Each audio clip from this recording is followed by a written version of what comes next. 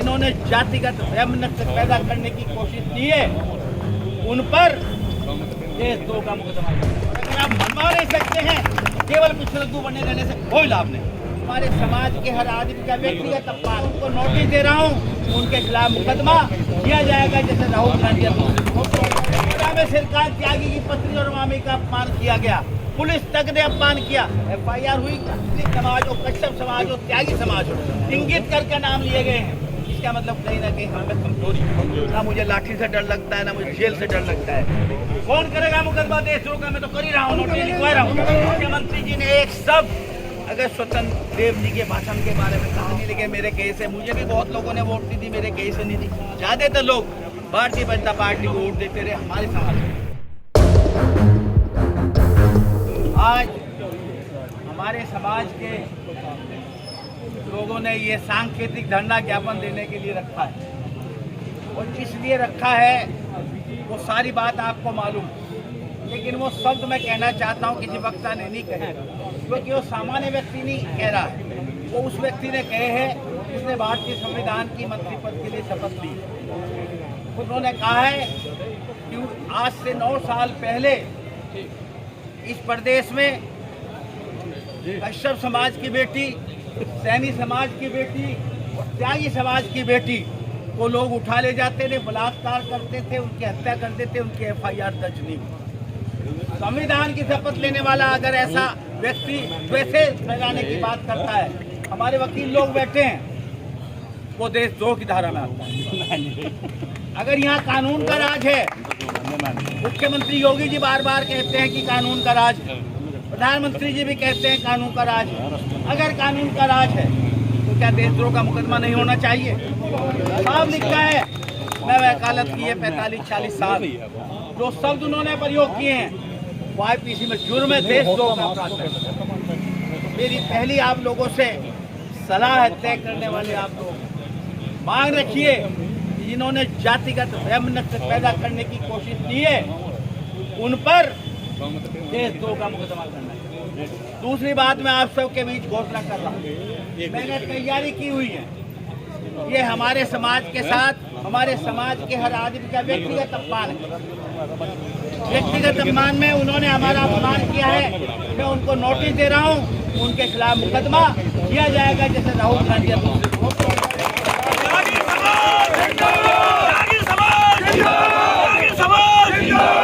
हम धरने आंदोलन करें, कुछ करा ना सकें, उसके कोई मायने नहीं। ऐसे आदमी को अगर हम सबक सिखाना तरीके जानते हैं तो उन तरीकों को इस्तेमाल करना चाहिए, जोश के साथ हमें होश भी होना चाहिए।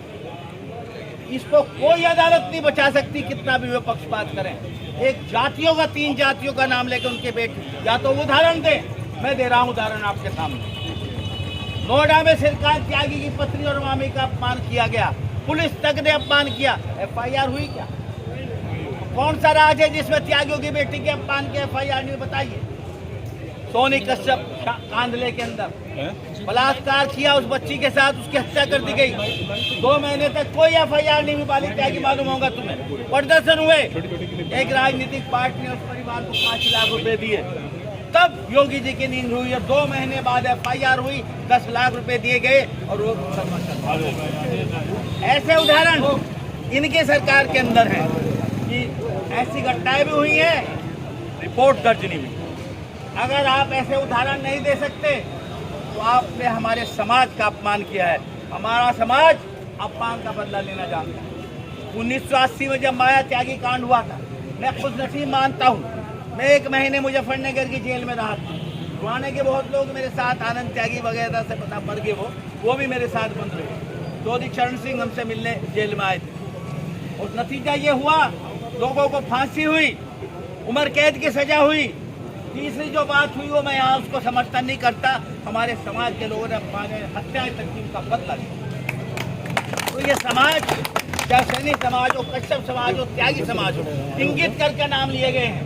इसका मतलब कहीं ना कहीं हमें कमजोरी, और अगर इस कमजोरी को हम नहीं जानते, केवल जोश करके बात करें, कोई जरूरत नहीं हम रास्ता रोके मुकदमे लिखवाने, कोई जरूरत नहीं है हम कुत्ते फूके, हमें जरूरत है उन्हें सजा दिलाने का काम। रिपोर्ट करा रहे उनके खिलाफ देशद्रोह, रिपोर्ट करा रहे उनके खिलाफ अपमान करने की समाज का, और एक नहीं आप 10 लोग अगर रिपोर्ट करा सकते हैं, जब इस तरह के मुकदमे दायर होंगे। आगरा में भी हूँ, अभी बताए थे मांगेराम जी, आज आगरा में भी, धौलपुर में भी, मध्य प्रदेश में, और हमारे सब पश्चिम जो मेरे पास फोन आया कल में ईकड़ी में था, तो वहाँ त्यागी लड़के थे 30-40, मुझे वो लेके जबरदस्ती ईकड़ी, और नौजवान लड़के थे, अनिकेत वो जिला पंचायत का मेंबर भी। और उन्होंने तय किया जी कल हम मेरठ में धरना दे रहे हैं, 30-40 लोग भूनी के, ईकड़ी के, कक्केपुर के वहाँ मौजूद थे, और उन्होंने बहुत तैयारी के साथ काम किया।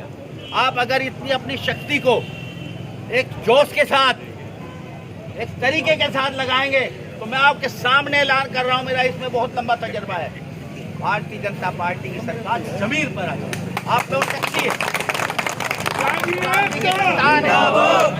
आप परशुराम जी के संतान हैं।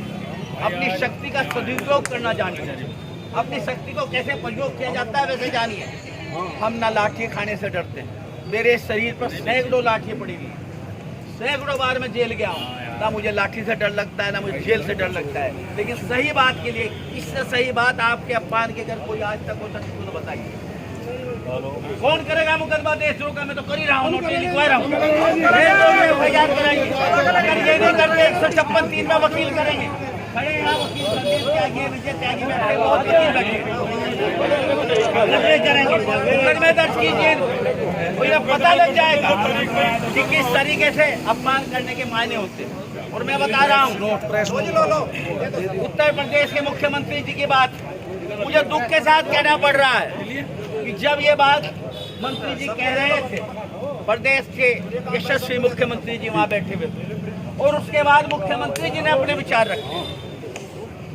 आप इस चीज की अहमियत समझिए।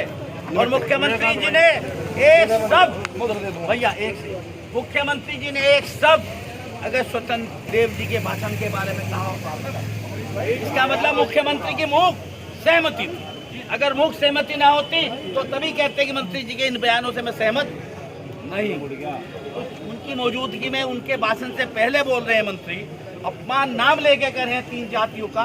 कश्यप समाज कितना मेहनती समाज है, सैनी समाज कृषि में कितना मेहनती समाज, और मौके से देखो, मैं तो कभी भारतीय जनता पार्टी में रहा नहीं, लेकिन मेरे कहीं से मुझे भी बहुत लोगों ने वोट दी थी, मेरे कहीं से नहीं दी। ज़्यादातर लोग भारतीय जनता पार्टी को वोट देते रहे हमारे समाज में, तो उनका एहसास होना चाहिए।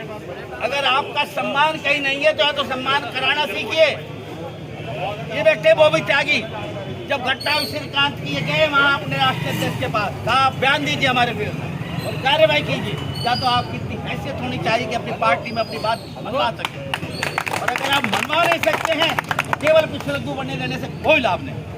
अपने वो शक्ति पैदा कीजिए, लोग आपके पीछे लगे। और ये शक्ति पैदा करनी अगर आप में नहीं आती, कम से कम सीख लीजिए।